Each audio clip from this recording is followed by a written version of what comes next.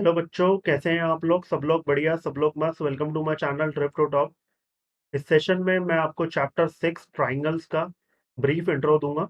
Last year हमने triangles पढ़ा था, तो हमने क्या पढ़ा था? कॉन्ग्रुएंसी पढ़ी थी ट्राइंगल्स की। अब दो फिगर्स कॉन्ग्रुएंट कब होते हैं?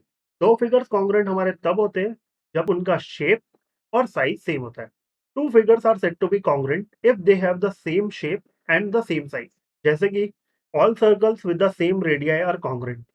अगर हमारे सर्कल्स जो हैं जिनका सेम रेडियस है तो उनकी शेप तो सेम है क्योंकि वो सर्कल्स हैं, और साइज भी सेम होगा क्योंकि उनका रेडियस सेम है, तो वो कॉन्ग्रुएंट होंगे। All squares with the same side length are congruent. सारे स्क्वायर्स जिनकी साइड लेंथ सेम होगी वो कॉन्ग्रुएंट होंगे क्योंकि उनकी शेप तो सेम है, क्योंकि वो सारे स्क्वायर्स हैं, और साइज भी सेम हो गया साइड लेंथ सेम होने की वजह से।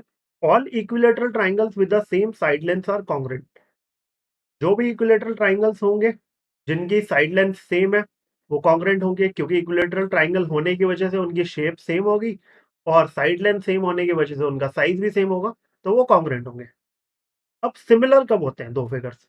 To figures having the same shape and not necessarily the same size are called similar figures. Similarity के लिए शेप सेम होना जरूरी है, साइज डिफरेंट हो उस वो मैटर नहीं करता। ठीक है। All circles irrespective of their radii are similar. जो भी हमारे पास सर्कल्स होंगे जिनके रेडियस अलग अलग होंगे वो सिमिलर होंगे क्योंकि उनकी शेप सेम है, क्योंकि वो सर्कल्स हैं। All squares irrespective of their side length are similar. जो भी स्क्वायर्स हैं जिनकी साइड लेंथ अलग अलग हैं तो वो सिमिलर होंगे क्योंकि उनकी शेप सेम है। All equilateral triangles irrespective of their side length are similar. क्योंकि जो भी इक्विलेटरल ट्राइंगल्स होंगे उनकी शेप सेम होगी, साइड लेंथ अलग होने से कोई मैटर नहीं करता, तो वो सिमिलर होंगे। अब सिमिलैरिटी ऑफ फिगर्स का एप्लीकेशन क्या है, कहाँ यूज करते हैं हम? सपोज हमें फाइंड करनी है हाइट किसी माउंटेन की, माउंट एवरेस्ट, या हमें डिस्टेंस फाइंड करना है मून का। अब इसरो ने चंद्रयान भेजा, तो क्या मेजरिंग टेप लेके मून का डिस्टेंस फाइंड करा? नहीं। तो ये कैसे करते हैं? इनडायरेक्ट मेजरमेंट से करते हैं। वो हम पढ़ेंगे हाइट्स एंड डिस्टेंसेस वाले चैप्टर में। अब जैसे ये फिगर में आप देखोगे, ये एक बच्चा है, एक लैडर पे खड़े हो गए, ये क्या एक स्टिक लेके देख रहा है और सोच रहा है soon I will reach the moon. और ऐसे इसरो ने क्या ऐसे मेजरमेंट करा कि उस इसरो वाले कुछ बड़ी सी बिल्डिंग बनाई और फिर वहां से मून का डिस्टेंस मेजर करा? नहीं, ये इनडायरेक्ट मेजरमेंट से हुआ। ठीक है। सिमिलर फिगर्स, जैसा मैंने आपको बताया, two similar figures have the same shape but not necessarily the same size. ये सर्कल्स हैं, इनकी शेप सेम है, साइज अलग अलग है, तो ये सिमिलर है। ये इक्विलेटरल ट्राइंगल है, इनकी साइड लेंथ अलग अलग है। एक की साइड लेंथ 1.5 सेंटीमीटर है और दूसरे की साइड लेंथ 2 सेंटीमीटर है, और ये सिमिलर है। ये दो स्क्वायर्स हैं, एक बड़ा स्क्वायर एक छोटा स्क्वायर है, ये सिमिलर है क्योंकि इनकी शेप सेम है। All congruent figures are similar but the similar figures need not be congruent. Congruency के केस में क्या होता है? शेप भी सेम होती है और साइज भी सेम होता है। सिमिलैरिटी के केस में क्या होता है? सिर्फ शेप सेम होनी चाहिए, साइज सेम हो ना हो वो मैटर नहीं करता। तो इसलिए कॉन्ग्रुएंट फिगर तो वो सिमिलर भी होंगी क्योंकि शेप सेम है, लेकिन सिमिलर फिगर्स कॉन्ग्रुएंट नहीं हो सकते क्योंकि साइज वो मैटर नहीं करता। एग्जांपल देखते हैं real life. Photographs of the Taj Mahal in different size. अब ये ताजमहल की डिफरेंट साइज की फोटोग्राफ्स है, तो ये क्या होंगी? सिमिलर होंगी क्योंकि इनकी शेप सेम है तो ताजमहल ही है, पर फोटोग्राफ का साइज अलग अलग है।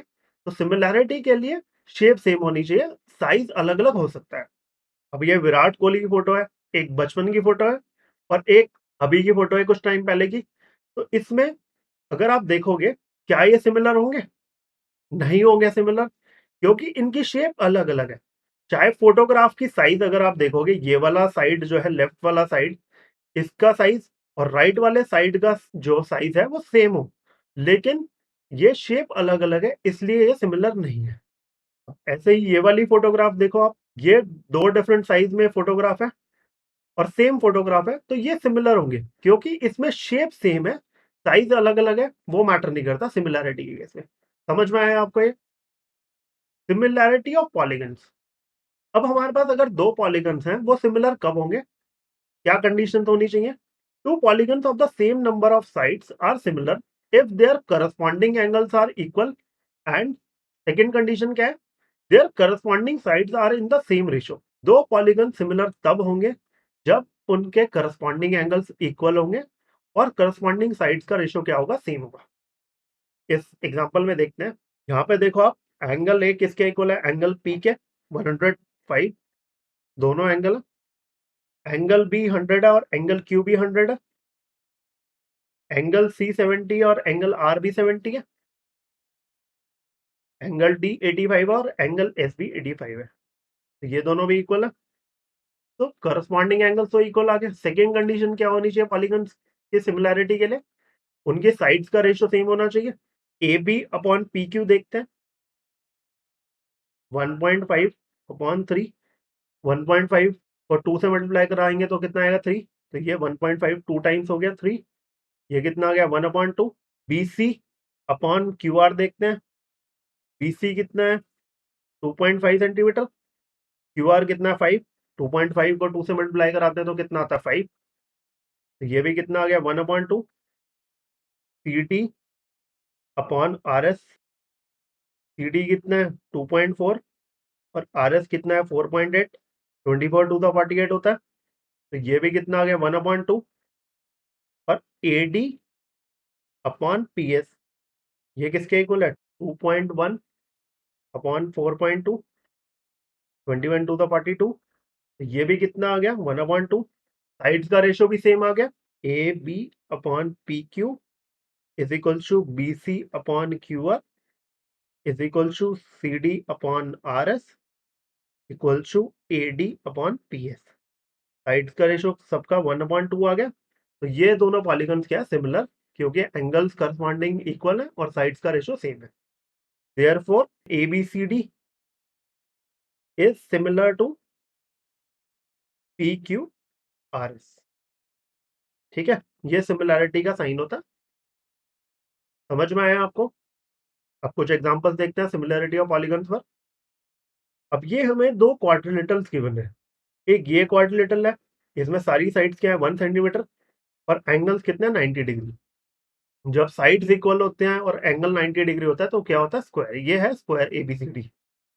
नेक्स्ट, इसमें ये 2 2 है और ये 3 3 है।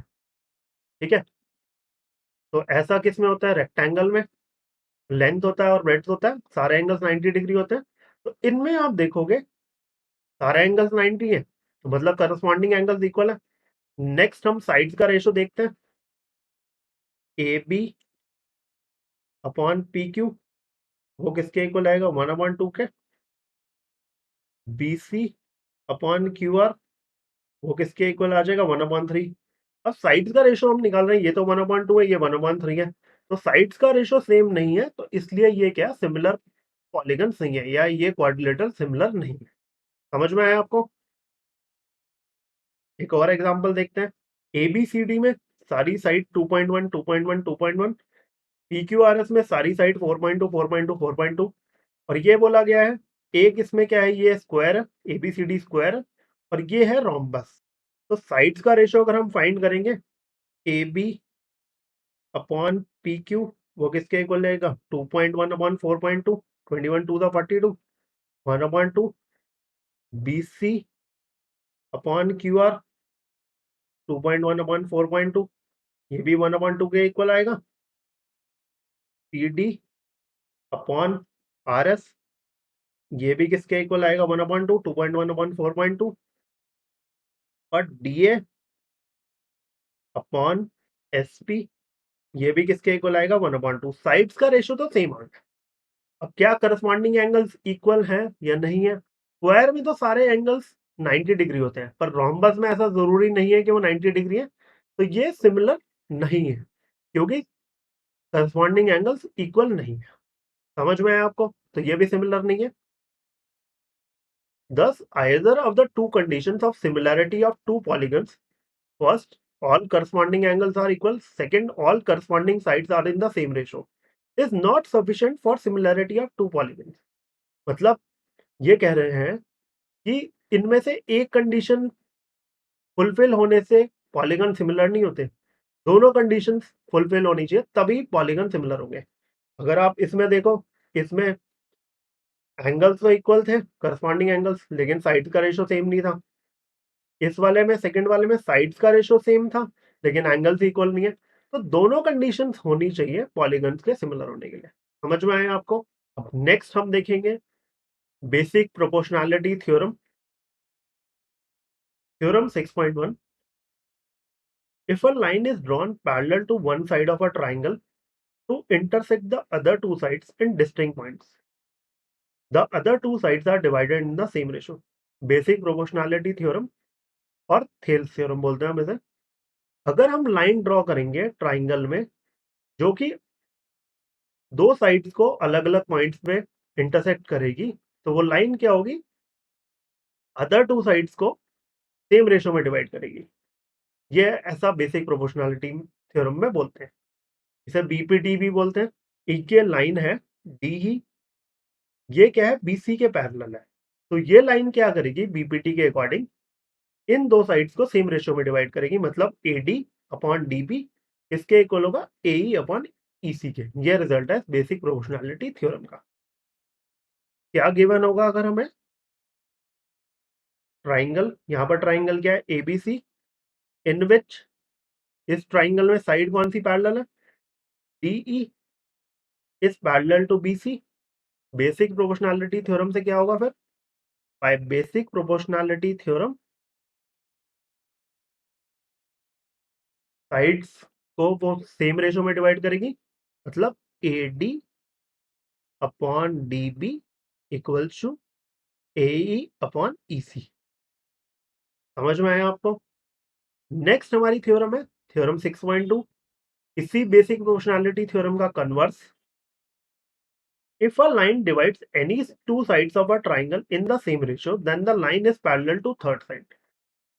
अगर किसी ट्राइंगल में कोई ऐसी लाइन है जो कि दो साइड्स ऑफ ट्राइंगल को सेम रेशियो में डिवाइड कर रही है, तो वो लाइन क्या है? थर्ड साइड के पैरेलल है।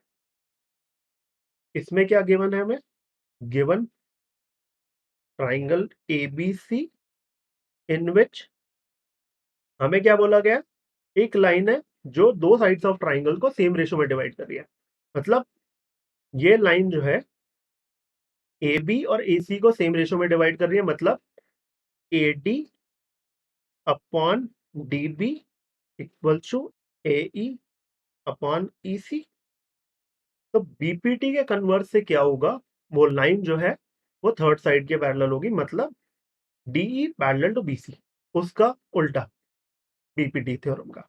Bye converse of basic proportionality theorem DE is parallel to BC. समझ में आया आपको? बेसिक प्रोपोर्शनैलिटी थ्योरम और converse of basic proportionality theorem. Next मैं आपको समझाऊंगा सिमिलैरिटी ऑफ ट्राइंगल्स के बारे में। Criteria for similarity of triangles.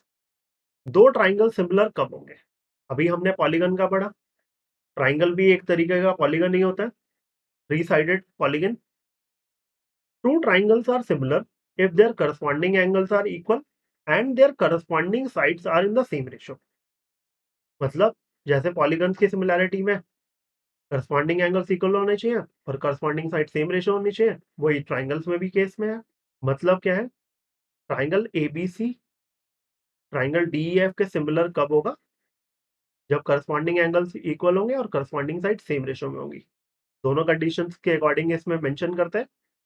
Triangle ABC will be similar to triangle DEF if first condition क्या होगी? एंगल्स इक्वल होंगे। एंगल ए एंगल डी के इक्वल होगा, एंगल बी एंगल ई के इक्वल होगा, और एंगल सी किसके इक्वल होगा? एंगल एफ के।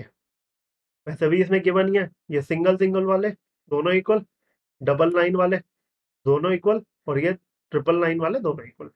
ऐसे हम रिप्रेजेंट भी करते हैं। अगर आपको कोई ऐसा फिगर गिवन है तो उसमें आप समझ जाना कि सिंगल वाला एंगल इक्वल है, डबल वाला एंगल इक्वल है, और तीन लाइन्स वाला एंगल इक्वल। ठीक है। सेकंड कंडीशन क्या होनी चाहिए? साइड्स का रेशियो सेम होना चाहिए। A B upon D equals to B C upon E F equals to C A upon F D. तो ये कंडीशंस दोनों फुलफिल होंगी तो ट्राइंगल सिमिलर होंगे। अब कुछ इंपॉर्टेंट क्राइटेरिया पढ़ते हैं सिमिलैरिटी ऑफ ट्राइंगल्स के बारे में कि कौन कौन से क्राइटेरिया हो सकते हैं। जैसे हमने कॉन्ग्रुएंसी पढ़ी है, side side side S S S, side angle side, तो ऐसे ही सिमिलैरिटी ऑफ ट्राइंगल्स के भी कुछ क्राइटेरियन है। फर्स्ट क्राइटेरिया क्या है? Triple A criterion, angle angle angle. Next है double A criterion, angle angle criterion. Third है triple S, side side side criterion. और फोर्थ है S A S criterion, side angle side. अब इनको briefly explain करूंगा मैं आपको। Triple A similarity criterion for two triangles, तो इसके अकॉर्डिंग क्या होना चाहिए? If in two triangles corresponding angles are equal, then their corresponding sides are in the same ratio and hence the two triangles are similar. अगर दो triangles में उनके corresponding angles equal होंगे तो उनके करस्पॉन्डिंग साइड्स भी सेम रेशियो में होंगी और वो दोनों ट्राइंगल्स क्या होंगे? सिमिलर। मतलब एंगल ए किसके इक्वल होगा? एंगल डी के, सिंगल सिंगल वाले। बी किसके इक्वल होगा? ई के। एंड सी जो है वो किसके इक्वल होगा? एफ के। ऐसा होगा तो साइड भी सेम रेशियो में होगी, therefore A B upon D E किसके इक्वल होगा? B C upon E F, ये किसके इक्वल होगा? C A upon F D. तब दोनों ट्राइंगल्स क्या होंगे? Similar. Then triangle A B C is similar to triangle D E F. समझ में आया आपको कि अगर करस्पॉन्डिंग एंगल्स इक्वल होंगे तो करस्पॉन्डिंग साइड सेम रेशियो में होंगी और दोनों ट्राइंगल्स क्या होंगे? सिमिलर। नेक्स्ट क्राइटेरियन देखते हैं हम। Double A similarity criterion. If two angles of one triangle are respectively equal to two angles of another triangle, then the two triangles are similar. मतलब दो एंगल्स इक्वल होंगे तो triangle similar होंगे। अगर दो एंगल्स इक्वल हो गए दो ट्राइंगल्स में तो उनका थर्ड एंगल भी इक्वल होगा, क्योंकि ट्राइंगल में अगर हम एंगल सम प्रॉपर्टी लगाएंगे तो थर्ड एंगल भी इक्वल हो जाएगा। एक्सप्लेन करता हूँ कैसे। एंगल ए एंगल डी के इक्वल है, कितना है? 60 डिग्री। एंगल बी इसके इक्वल है एंगल ई के, 50। अब यहाँ पे 60 प्लस 50 कितना हो गया? 110। टोटल कितना होता है? 180। 180 में से 110 माइनस करेंगे तो एंगल सी कितना आ जाएगा? 70। इसमें भी अगर हम 180 में से 110 माइनस करेंगे तो एंगल एफ भी कितना आ जाएगा? 70। तो तीनों एंगल्स इक्वल हो गए by angle sum property of triangle. Angle C equal to angle F 70। तो जब एंगल्स इक्वल हो गए दो तो ट्राइंगल्स भी सिमिलर होंगे, ऐसा इसमें बोला गया double A similarity criterion. Therefore triangle ABC is similar to triangle DEF. ठीक है। अब एंगल इक्वल हो गए तो इसमें साइड्स का भी रेशियो क्या होगा? सेम होगा। वो ट्रिपल ए सिमिलैरिटी क्राइटेरियन थे आपका। समझ में आई आपको बात? ये तो बस आपके लिए एक एक्सप्लेनेशन था कि इसमें थर्ड एंगल भी इक्वल है। अगर हमें दो pair of corresponding angles equal मिल गए तो हमारे ट्राइंगल्स क्या हो जाएंगे? सिमिलर। नेक्स्ट क्राइटेरियन देखते हैं, triple S similarity criterion for two triangles. If in two triangles, sides of one triangle are proportional to the sides of other triangle, then their corresponding angles are equal and hence the two triangles are similar. ये triple S similarity criterion जो है, triple S similarity criterion का उल्टा हो गया। Triple S similarity criterion में क्या था? करस्पॉन्डिंग एंगल्स इक्वल थे तो उनके साइड्स का रेशियो सेम था। इसके according corresponding sides same ratio में है तो करस्पॉन्डिंग एंगल्स क्या हो गए? इक्वल हो गए। मतलब साइड्स प्रोपोर्शन में है A B upon D E equals to B C upon E F equals to C A upon F D. तो क्या होगा? करस्पॉन्डिंग एंगल्स इक्वल होंगे। एंगल ए किसके इक्वल होगा? एंगल डी के। एंगल बी किसके इक्वल होगा? एंगल ई के। एंड एंगल सी किसके इक्वल होगा? एंगल एफ के। तो दोनों ट्राइंगल्स क्या होंगे? सिमिलर।